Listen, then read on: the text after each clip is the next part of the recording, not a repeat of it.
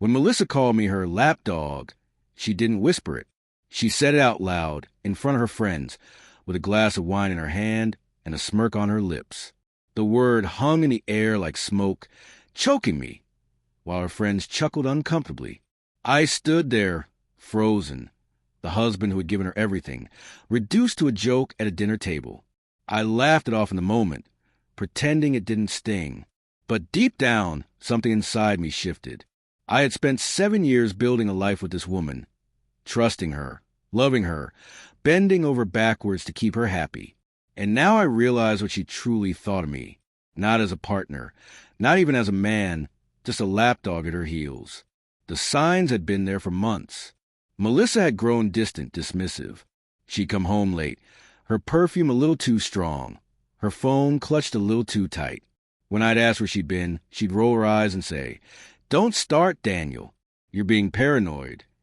And I wanted so badly to believe her. I wanted to believe that the woman I married still respected me, still cared. But that night at the dinner party was different. That night, her mask slipped. She didn't just mock me. She exposed what she really thought of me in front of others. And when I looked at her, laughing with her friends, I realized I wasn't just losing my wife. I was losing my dignity. So I stopped being the lapdog. I didn't yell. I didn't fight. I didn't demand answers she wouldn't give. Instead, I started paying attention. I watched her patterns, the late-night texts, the sudden business trips that had no receipts, the way her friends avoided my eyes when I walked into a room. And eventually, I found the proof I'd been trying to ignore. Melissa wasn't just mocking me at dinner parties. She was mocking our marriage behind my back. She was cheating. And worse, she thought I'd never do anything about it. She thought I was too weak, too loyal, too desperate to keep her to ever push back. That's when I made my choice. If she saw me as a lapdog, then she would never see my next move coming. Because I wasn't going to bark. I was going to bite. I didn't confront Melissa right away. That's what she expected. The shouting, the accusations, the begging. But I wasn't going to give her that satisfaction. Instead, I played along, letting her believe I was still blind, still obedient, still the lapdog she thought she owned. Every morning, I kissed her on the cheek before work. Every evening, I asked how her day was. I smiled and nodded and gave her the illusion of control. But behind the mask, I was gathering everything I needed.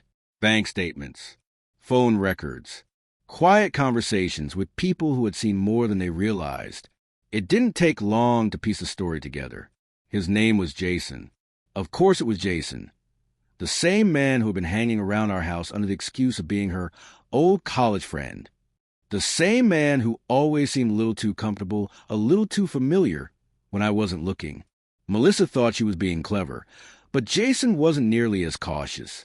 Receipts left in his car. Messages he didn't bother deleting.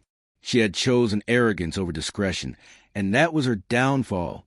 I didn't rage when I found out. I felt calm, almost cold. The kind of calm that comes when you finally stop denying the truth and see it for what it is. I wasn't going to beg her to stay. I wasn't going to fight for scraps of loyalty she'd already given to someone else.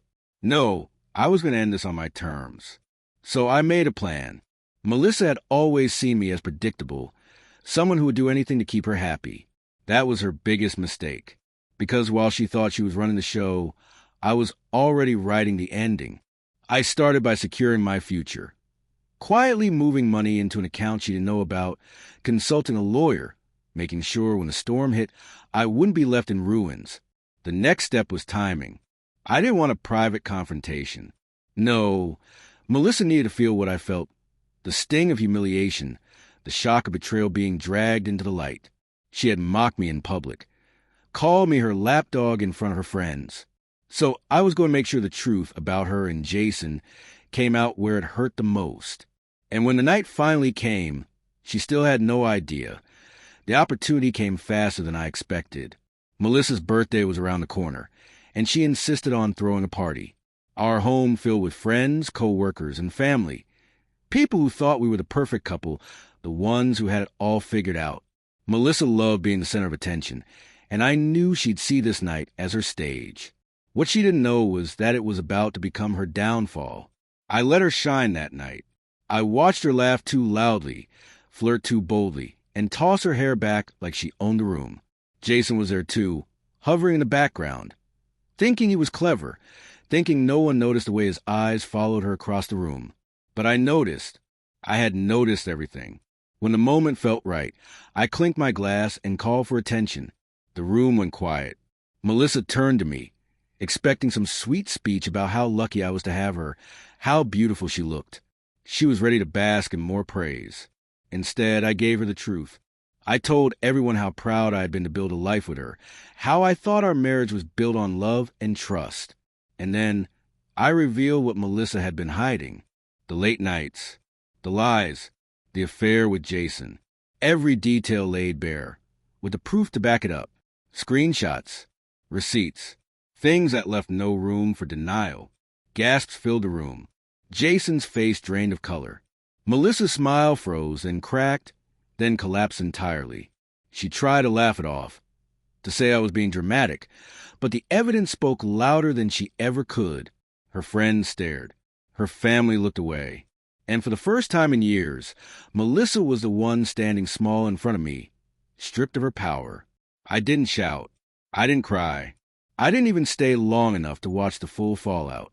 I simply placed the divorce papers on the table, wished her a happy birthday, and walked out. Melissa had mocked me, called me her lapdog, convinced herself I would never fight back. But that night, she saw the truth. I wasn't her lapdog.